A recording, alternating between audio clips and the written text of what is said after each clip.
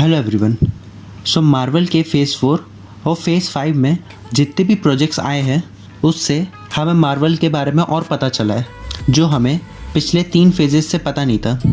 चाहे वो सेलेस्टियल्स का रोल हो, चाहे वो गॉड्स की काउंसिल हो, चाहे वो इनकर्जन हो या फिर मल्टीपल वेरिएंट्स। तो आज हम मल्टीवर्स सागा में ऐसी डिटेल के बारे में बात करने वाले हैं जो हमें फेज़ 4 और फेज़ 5 के प्रोजेक्ट से पता चला है।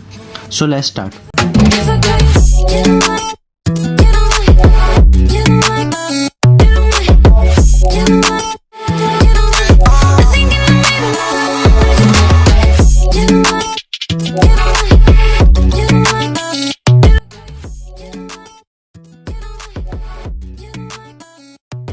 आफ्टर लाइफ एक ऐसी जगह जहाँ पे लोग मरने के बाद जाते हैं। चाहे आप ब्लैक पैंथर वकांडा फॉरएवर में देखो, जहाँ शूरी एंसेस्टर प्लेन में गई थी, जहाँ उसे किलमॉन्गर मिला था, या फिर थॉर लव एंड थंडर में माइटी थॉर को वैलहेला में दिखाया था, या फिर चाहे rocket guardians of the Galaxy में मरा था तब वो लायला से वहाँ पे मिला था, या फिर मून नाइट जो दुआत एंड फील्ड ऑफ रीड्स में गया था। आफ्टर लाइफ एक ऐसी जगह है जहाँ पे लोग मरने के बाद जाते तो हैं लेकिन उनके पास मौका होता है वहाँ से वापस आने का, जिसके लिए उनको अपने आप को प्रूव करना होता है। और जो भी हीरोज़ आफ्टर लाइफ में गए हैं वो वहाँ से वापस ज़रूर आए, चाहे वो रॉकेट हो या फिर चाहे ब्लैक पैंथर हो, शूरी या फिर मून नाइट। इन सभी ने अपने फियर को ओवरकम करके आफ्टर लाइफ से बाहर आए।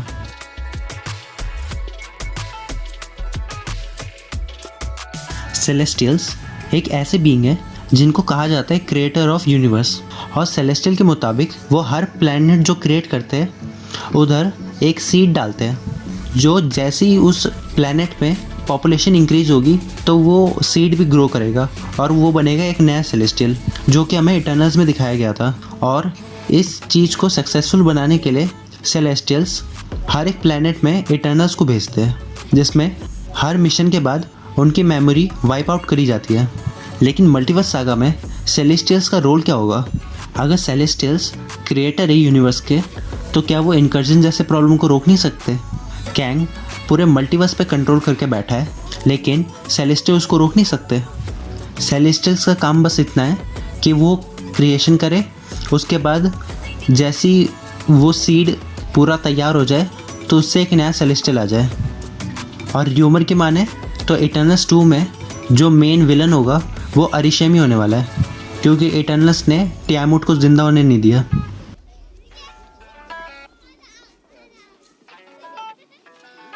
थॉर लव एंड थंडर से हमें ये पता चला है कि गॉड्स की भी एक काउंसिल है जहाँ वो हर मैटर पे डिस्कस करते हैं, और डिस्कस करने से ज़्यादा अपने मौज मस्ती में बिलीव करते हैं। अगर मैं बात करूँ गॉड द गॉड बुचर की, तो उससे डर के ये सब लोग गॉड्स की काउंसिल में आके छुप गए थे और कोई भी उसका सामना नहीं करना चाहता था। और थॉर के मदद मांगने के बावजूद ज़्यूस ने उसकी मदद नहीं करी, जो शो करता है कि गॉड्स में भी कॉन्फ्लिक्ट होते हैं और वो भी एक दूसरे से लड़ते हैं।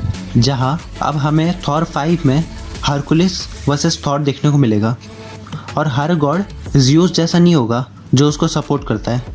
ऐसे बहुत से गॉड है जो थॉर की तरह अच्छा काम करना चाहते हैं, चाहे वह थॉर खुद हो या फिर बास्ट हो या फिर कॉन्शू हो। कॉन्शू और बास्ट एक ऐसे गॉड्स है जो खुद मदद नहीं करते लेकिन इनडायरेक्टली वे में उन्होंने अपनी पावर्स इधर भेजी है।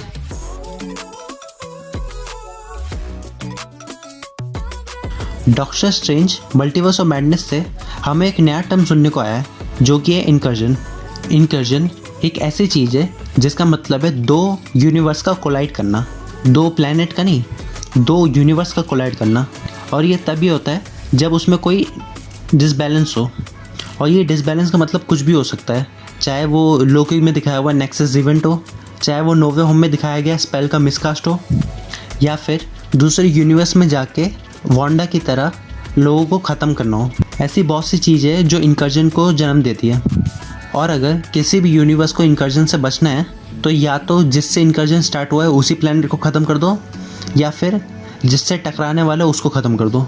मल्टीवर्स ऑफ मैडनेस में क्लिया ने बताया है कि डॉक्टर स्ट्रेंज ही वो इंसान है जिसकी वजह से इनकर्जन टेक प्लेस हुआ है। अब डॉक्टर स्ट्रेंज 3 में हमें यही इनकर्जन देखने को मिलेगा।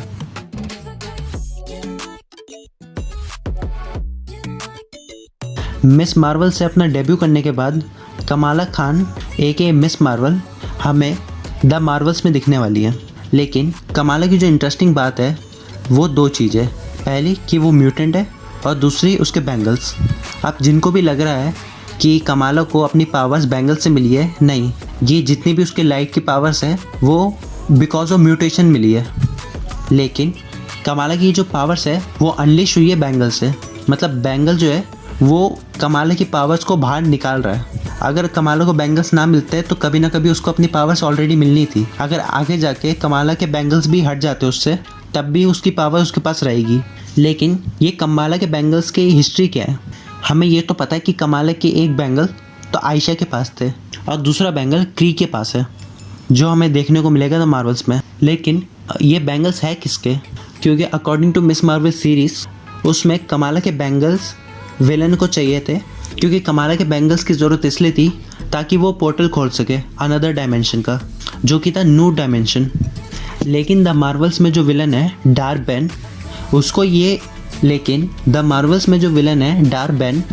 उसको ये बैंगल्स क्यों चाहिए वो अभी तक नहीं पता। लेकिन द मार्वल्स से एक बात तो कंफर्म है, या तो कमाला को दोनों बैंगल्स मिलेंगे या फिर दोनों छिन जाएंगे।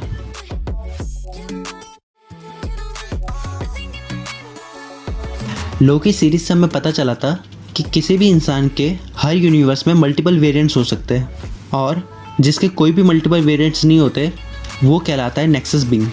लेकिन नेक्सस बीइंग हर यूनिवर्स में कोई एक ही होता है, चाहे वो स्कारलेट विच हो या फिर कैंग। ये दोनों एमसीयू में नेक्सस बीइंग है और नेक्सस बीइंग का मतलब ये होता है कि कोई भी उनकी तरह दूसरा ना हो।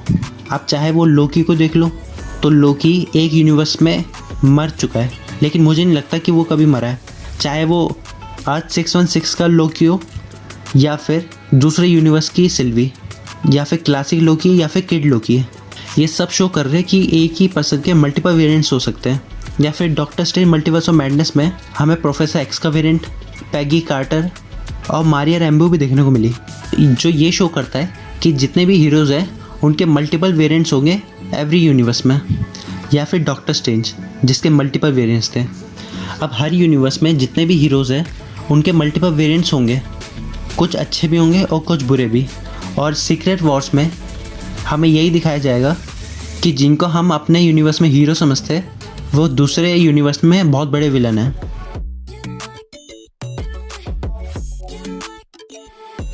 ये चीज़ मैंने अपने शॉर्ट्स में भी एड्रेस करी है कि कोई भी एवेंजर मरा नहीं है, क्योंकि अभी तक जितने भी मरे थे आफ्टर लाइफ में जाके वो वापस ज़िंदा हो गए, जो यही शो कर रहा है।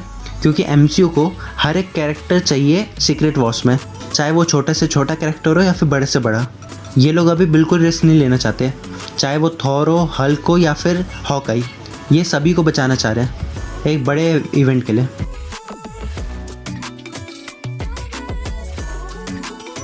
मल्टीवर्स सागा का सबसे खतरनाक और main villain Kang the conqueror है।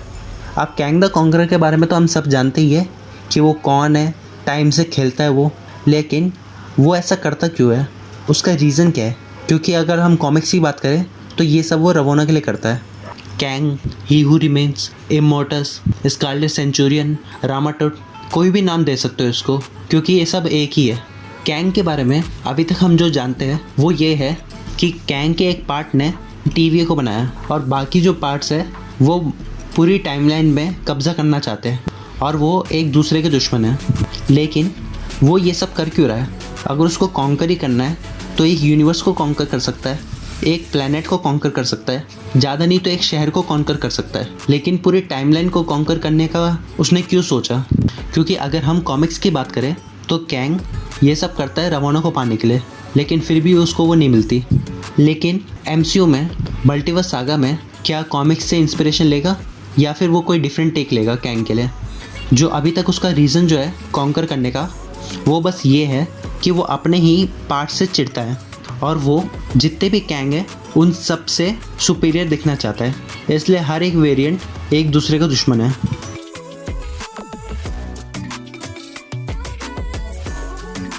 शैंग-ची and the legends of 10 rings phase 4 की ऐसी मूवी है जो इस कैरेक्टर के लिए डेब्यू मूवी है और इकलौती ऐसी मूवी है जिसको बोथ फाइनेंशियली और क्रिटिकली लोगों ने अप्रिशिएट करा है। चाहे वो इसकी डायरेक्शन की बात करो, चाहे इसकी फाइटिंग स्किल्स, ये मूवी सब में बेस्ट थी। लेकिन जो मेन सवाल था मैंडरिन, ये मैंडरिन था कौन? इन्फिनिटी सागा में हमें ये पता था कि मैंडरिन बेन किंग्सले का कैरेक्टर है, लेकिन शैंग-ची से पता चला कि ये बस एक झूठा नाम है, बल्कि जो मेन मैंडरिन था, जो कि ये मैंडरिन नाम नहीं था उसका, वो था वेन वू, यानी शैंग-ची का फादर। और ये जो ऑर्गेनाइजेशन है टेन रिंग नाम से, वो इंडिकेट करता है टेन रिंग्स को, जो कि इस मूवी के लिए मेन है, क्योंकि वेन वू की जो एज है वो बहुत ज़्यादा है, 1000 साल से भी ज़्यादा। लेकिन जो 10 रिंग्स है वो उसकी एज ग्रोथ को रोक रहे हैं। जो भी 10 रिंग्स को पहनेगा उसकी एज रुक जाएगी और वो इमॉर्टल हो जाएगा। लेकिन ये 10 रिंग्स आए कहाँ से?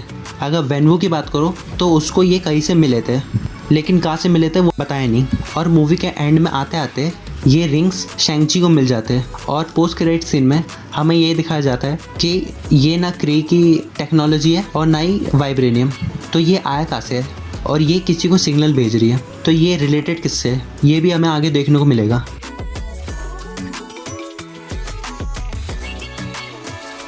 स्क्रल्स पहले कैप्टन मार्वल में दिखे, फिर स्पाइडरमैन फार फ्रॉम होम, फिर सीक्रेट इन्वेजन। और जो स्क्रल्स की मेन स्टोरी लाइन है वो सीक्रेट इन्वेजन ही होती है। और अगर सीक्रेट इन्वेजन हमें देखने को मिल गया है, क्या उसके बाद स्क्रल्स हमें आगे दिखेंगे? स्क्रल्स का जो सीक्रेट इन्वेजन है वो अवेंजर लेवल थ्रेट था, लेकिन उसे एक 6 एपिसोड की लिमिटेड सीरीज़ बना के रख दिया। और सीक्रेट इन्वेजन जिस पार्ट पे ख़त्म हुआ था उससे यही पता लगता है कि अब स्क्रल्स का कोई मैटर नहीं है। लेकिन जो गवर्नमेंट है वो नॉन ह्यूमन बीइंग के पीछे पड़ गई है। बस स्क्रल्स के पीछे नहीं, जितने भी नॉन ह्यूमन बीइंग है, चाहे वो एसगार्डियन हो या फिर वो म्यूटेंट्स हो। लेकिन सीक्रेट इन्वेजन सीरीज़ से हमें एक मोस्ट पावरफुल कैरेक्टर गाया देखने को मिली, जिसका आगे मेजर रोल हो सकता है, लेकिन उसकी पावर्स बड़ी लिमिटेड है।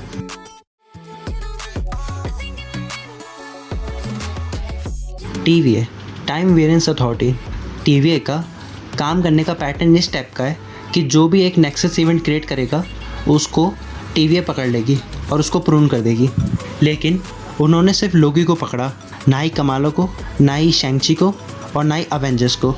लेकिन ऐसा क्यों, जबकि ऐसा नहीं है? उन्होंने बहुत अवेंजर्स को भी पकड़ा होगा, लेकिन उन सबको प्रून करने के बाद हमें वॉइड में बस लोकी दिखे, क्योंकि लोकी कभी मरते नहीं है। और आप लोगों को याद हो तो थॉर का एक वेरिएंट फ्रॉग, उसको भी TVA ने पकड़ा था और उसको भी प्रून करके भेज दिया है वॉइड में।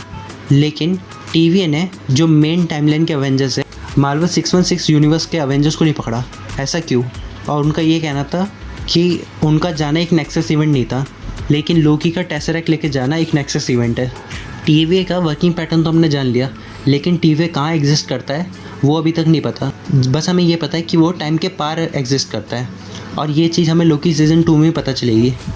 TVA की रूमर्स थे कि वो क्वांटम रियल में होगी, लेकिन वहाँ पे भी वो नहीं है, वहाँ पे कैंग है। और TVA को जिसने बनाया है वो था ही हू रिमेंस, लेकिन वो भी अब मर गया है।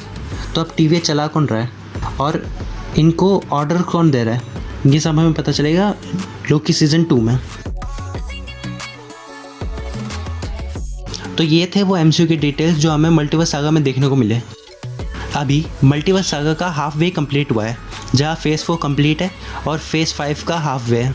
और ये जो डिटेल्स है इनमें कहीं ना कहीं कोई सवाल छुपा हुआ है, जिसका जवाब हमें नेक्स्ट हाफ मल्टीवर्स सागा में देखने को मिलेगा। सो या that's all for today. Thanks for watching guys.